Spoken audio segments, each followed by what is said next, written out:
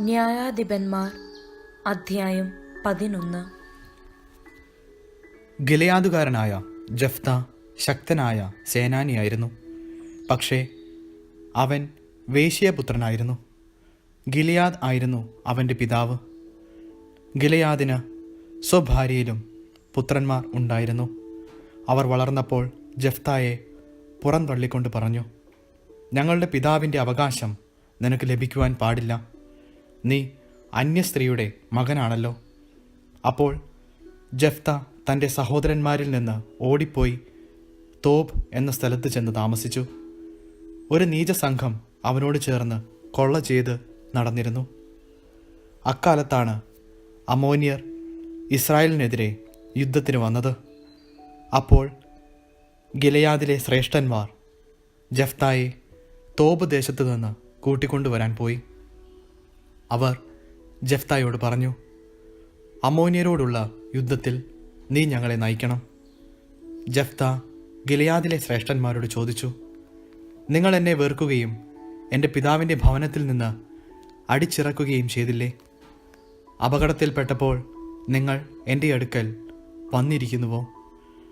ശ്രേഷ്ഠന്മാർ ജഫ്തായോട് പറഞ്ഞു, നീ ഞങ്ങളോടുകൂടെ വന്ന് അമ്മോന്യരോട് യുദ്ധം ചെയ്യേണ്ടതിനും ഗിലെയാദ് നിവാസികളായ ഞങ്ങളെല്ലാവരുടെയും നേതാവായിരിക്കേണ്ടതിനും തന്നെയാണ് ഞങ്ങൾ നിൻ്റെ അടുത്തേക്ക് വന്നിരിക്കുന്നത്. ജഫ്ത അവരോട് പറഞ്ഞു, അമ്മോന്യരോട് പോരാടാൻ നിങ്ങൾ എന്നെ കൊണ്ടുപോവുകയും കർത്താവ് അവരെ എനിക്ക് ഏൽപ്പിച്ചു തരികയും ചെയ്താൽ ഞാൻ നിങ്ങളുടെ നേതാവാകും. ശ്രേഷ്ഠന്മാർ പ്രതിവചിച്ചു, കർത്താവ് നമുക്ക് സാക്ഷിയായിരിക്കട്ടെ. നീ പറയുന്നത് പോലെ ഞങ്ങൾ ചെയ്യും, തീർച്ച. അവൻ ഗിലെയാദിലെ ശ്രേഷ്ഠന്മാരോടുകൂടെ പോയി. ജനം അവനെ നേതാവായി സ്വീകരിച്ചു. മിസ്പായിൽ കർത്താവിൻ്റെ മുൻപിൽ വെച്ച് ജഫ്ത ജനങ്ങളോട് സംസാരിച്ചു.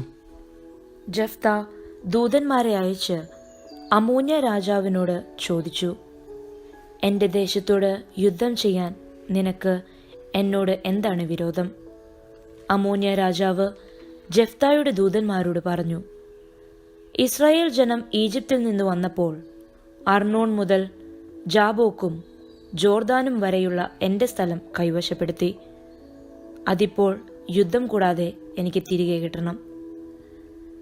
ജഫ്ത വീണ്ടും ദൂതന്മാരെ അയച്ച് അമ്മോന്യ രാജാവിനോട് പറഞ്ഞു, ജഫ്ത ഇങ്ങനെ അറിയിക്കുന്നു, മൂവാബ്യരുടെയോ അമ്മോന്യരുടെയോ ദേശം ഇസ്രായേൽ കൈയടക്കിയില്ല. അവർ ഈജിപ്തിൽ നിന്ന് വരും വഴി മരുഭൂമിയിൽ കൂടി ചെങ്കടൽ വരെയും അവിടെ നിന്ന് കാദേശ് വരെയും എത്തി. ഇസ്രായേൽ അന്ന് ഏദോം രാജാവിനോട് ദൂതന്മാർ വഴി നിന്റെ ദേശത്തിലൂടെ കടന്നു പോകാൻ തങ്ങളെ അനുവദിക്കണമെന്നപേക്ഷിച്ചു. പക്ഷേ അവൻ അത് സമ്മതിച്ചില്ല. മോവാബ് രാജാവിനോടും അവർ ആളയച്ചു പറഞ്ഞു, അവനും സമ്മതിച്ചില്ല. അതിനാൽ ഇസ്രായേൽ കാദേശിൽ തന്നെ താമസിച്ചു. അവർ മരുഭൂമിയിലൂടെ യാത്ര ചെയ്തു. ഏദോമും മോവാബും ചുറ്റി മോവാബിന് കിഴക്ക് എത്തി അർണോന്റെ മറുകരെ താവളമടിച്ചു. മോവാബിൽ അവർ പ്രവേശിച്ചതേയില്ല. മോവാബിന്റെ അതിർത്തി അർണോൺ ആണല്ലോ. ഇസ്രായേൽ ഹെഷ്ബോണിലെ അമോര്യ രാജാവായ സീഹോന്റെ അടുക്കൽ ദൂതന്മാരെ അയച്ച് നിങ്ങളുടെ ദേശത്തു കൂടി ഞങ്ങളുടെ സ്ഥലത്തേക്ക് പോകാൻ അനുവദിക്കണം എന്നപേക്ഷിച്ചു. എന്നാൽ തൻ്റെ ദേശത്തു കൂടി ഇസ്രായേലിനെ കടത്തിവിടാൻ സീഹോന് വിശ്വാസം വന്നില്ല. മാത്രമല്ല, സീഹോൻ ജനങ്ങളെയെല്ലാം ഒന്നിച്ചുകൂട്ടി യാഹാസിൽ താവളമടിച്ച് ഇസ്രായേലിനോട് പൊരുതി. ഇസ്രായേലിന്റെ ദൈവമായ കർത്താവ് സീഹോനെയും അവന്റെ ജനത്തെയും ഇസ്രായേൽക്കാരുടെ കയ്യിൽ ഏൽപ്പിച്ചു. ഇസ്രായേൽ അവരെ പരാജയപ്പെടുത്തി. ആ സ്ഥലത്ത് താമസിച്ചിരുന്ന അമോര്യരുടെ ദേശം അവർ പിടിച്ചെടുത്തു.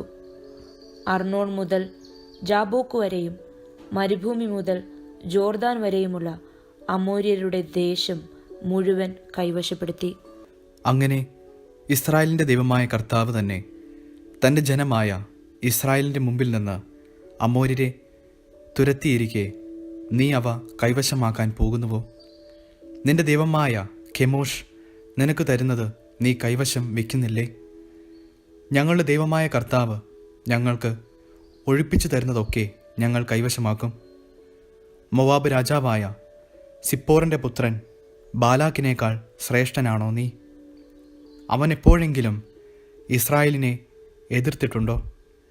അവർക്കെതിരെ യുദ്ധത്തിനിറങ്ങിയിട്ടുണ്ടോ?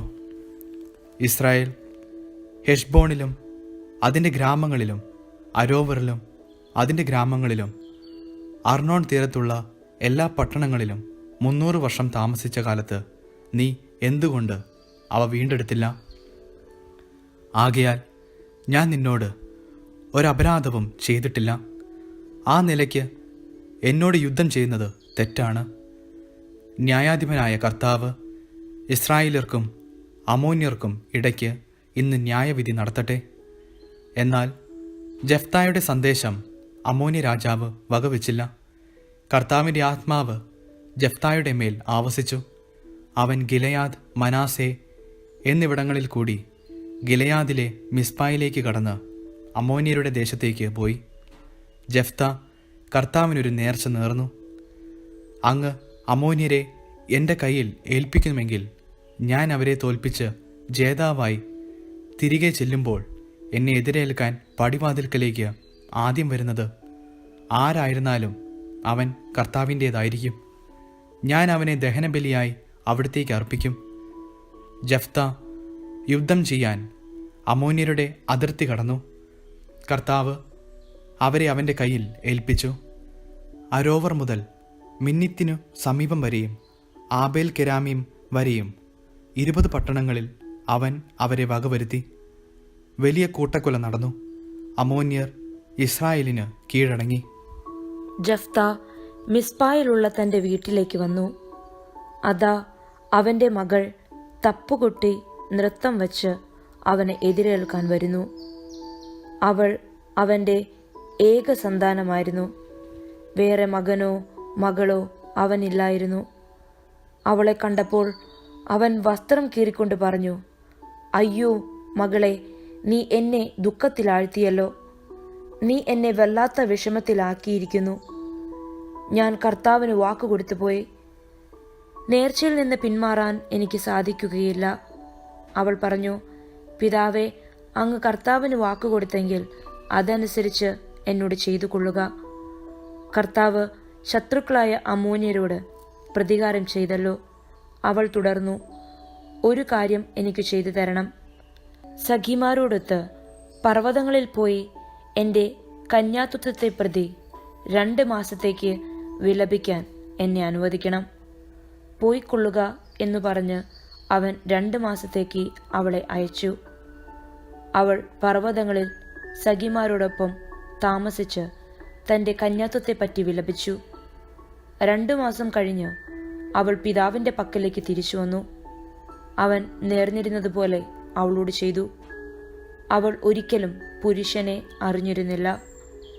ഗിലെയാദുകാരനായ ജഫ്തായുടെ പുത്രിയെ ഓർത്ത് ഇസ്രായേൽ പുത്രിമാർ വർഷം തോറും 4 ദിവസം കരയാൻ പോകുക പതിവായി തീർന്നു.